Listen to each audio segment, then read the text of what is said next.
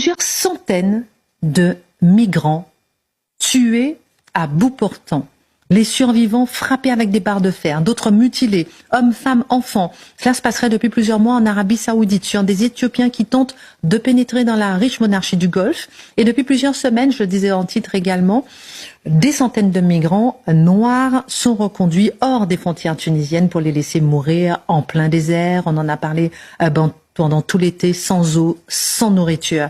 Le quotidien Libération est revenu hier sur cet énorme tabou, ce racisme anti-noir dans le monde arabe, un tabou qu'on va lever avec vous ce soir. On va oser en parler. Est-il temps de parler justement de ces pratiques inhumaines dans les pays du Maghreb vis-à-vis des Noirs? Il est temps d'en parler, mais on peut surtout s'étonner de savoir pourquoi on n'en parle pas davantage. Parce que à la fin du mois de juillet, on a vu des images absolument insoutenables circuler sur les réseaux sociaux. On a appris par la suite que le cadavre de cette femme et de cette fillette, c'était en fait une mère et sa fille, qui étaient des morts de faim, de soif, dans le désert. Et ça m'a furieusement rappelé les images, évidemment, du petit Elan. Sauf que ça n'a pas eu du tout le même écho. Quand vous regardez la carte de la Méditerranée, Afrique du Nord et Europe, vous vous rendez compte, en fait, qu'il y a il y a la mer Méditerranée au nord, mais au sud, il y a une autre mer, le Sahara. Et quand vous abandonnez quelqu'un dans le désert, vous le condamnez en réalité à la mort, exactement comme quand vous abandonnez quelqu'un en mer. Qu'est-ce qui s'est passé? Si on en croit les témoignages, il y a eu jusqu'à 600 migrants africains, subsahéliens, qui ont été rappelés par la police tunisienne à la suite d'une bagarre à Sfax, et ils ont été, comme ça, livrés à leur propre sort, dans le désert, à la frontière entre la Tunisie et la Libye. Donc c'est absolument terrifiant. Et c'est pas la première fois qu'on assiste à ce genre de scène, effectivement. Vous le rappeliez, en Arabie Saoudite, ils ont tiré à balles réelles, ils ont vraiment martyrisé des migrants africains qui essaient de monter du Yémen. On a vu, il y a quelques années, l'Algérie, même exactement le même scénario. Ils ont raflé des Africains subsahéliens, des migrants sans papier, et ils les ont lâchés à la frontière entre l'Algérie et le Niger cette fois. Alors évidemment, on ne peut pas reprocher à ces pays de vouloir tenir leurs frontières. On ne peut pas reprocher à ces pays de vouloir refouler des clandestins. Par contre, les méthodes qu'ils utilisent sont absolument inacceptables. Elles sont totalement inhumaines. Et à l'occasion, vous avez raison de ces méthodes, on se rend compte que se révèle un racisme anti-noir spécifiquement absolument odieux. Lorsque les États prennent position d'ailleurs officiellement. On l'a vu en 2017 quand le président algérien avait parlé de la submersion migratoire possible en Algérie. D'ailleurs, on était très loin du compte. Même raisonnement, on en avait parlé sur ce plateau fin février pour le président tunisien.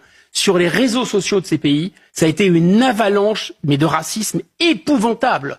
Ce racisme vise à la fois les migrants qui viennent de ces pays d'Afrique, du sud du Sahara ou du Sahel, mais ça vise également les ressortissants de ces pays.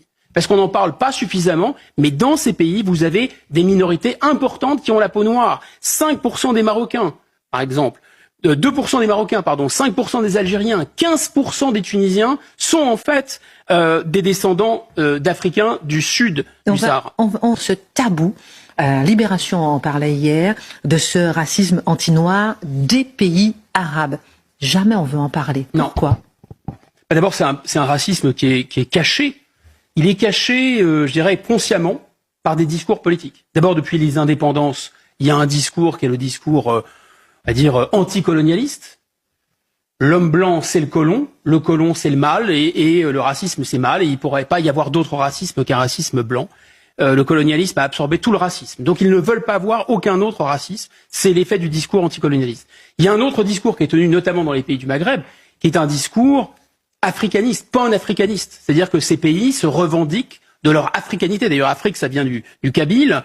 Et ils se disent africains. Alors, le Maroc et la Tunisie, par exemple, pour attirer les étudiants. L'Algérie, parce que l'Algérie se pense comme une puissance du continent. Donc, il ne saurait être question d'avouer qu'il y a du racisme contre des Africains à la peau noire dans leur propre pays. Et la troisième raison, c'est le pan-islamisme, si vous voulez. C'est la religion musulmane dont se réclament ces trois pays, auxquels ces trois pays sont très attachés. Parce que l'islam est une religion universaliste qui croit à l'égalité entre tous les hommes, du moment évidemment qu'ils soient musulmans, et ils ne voient pas leur couleur de peau. C'est pour ça que, par exemple, vous avez le militant noir américain Malcolm X qui s'est converti à l'islam. Donc voilà, ça c'est des discours qui font que c'est caché soigneusement par les discours officiels tenus par ces pays. Mais à mon avis, il y a une autre raison, beaucoup plus insidieuse et inconsciente, c'est que ce racisme, il est tellement systémique, il est tellement omniprésent, qu'eux-mêmes ne le voient même plus. Vous ne voyez pas les lunettes que vous avez sur le nez. Par exemple, alors parfois ça devient un peu choquant. Miss Algérie. Il y a eu sur les réseaux sociaux en 2019, Miss Algérie, on a dit oui, il faut retourner au hammam, te blanchir la peau, va à la laverie te blanchir la peau. Mais c'était épouvantable. Le gouvernement tunisien a financé, il y a très peu de temps, sur les réseaux sociaux, une publicité pour dénoncer la manière dont le parler populaire évoque les Noirs. Le terme noir en arabe, alors il y a plusieurs arabes, l'arabe littéral notamment, mais littéraire, mais il y a l'arabe qui est pratiqué dans les pays du Maghreb. Un noir, ça se dit kahlouche, c'est-à-dire quelqu'un qui met du kohl, qui est noir. On peut dire aussi zinc, couleur de charbon. Déjà, c'est assez péjoratif. Mais l'expression populaire, c'est aussi abd ou houssib, c'est-à-dire esclave. Donc, pour parler de quelqu'un qui a la peau noire, même à leurs compatriotes, ils parlent d'esclaves. Donc, évidemment, on voit bien pourquoi c'est refoulé. C'est refoulé pour une raison très simple. C'est que ça fait référence à un autre tabou de ces pays. C'est pas moi qui le dis, c'est feu l'anthropologue algérien Malek Chebel qui dit « En terre d'islam, l'esclavage est un tabou bien gardé ». Effectivement, il est bien gardé. Et l'immigration a fait traverser à la Méditerranée ce racisme. Souvenez-vous, en mai 2021, il y a une vidéo qui est devenue virale, stupéfiante. On voyait un livreur d'origine algérienne qui s'adressait à son client en disant « Espèce de sale noire, pendant 800 ans, on vous a vendu comme du bétail et je te toucherai même pas avec un bâton ».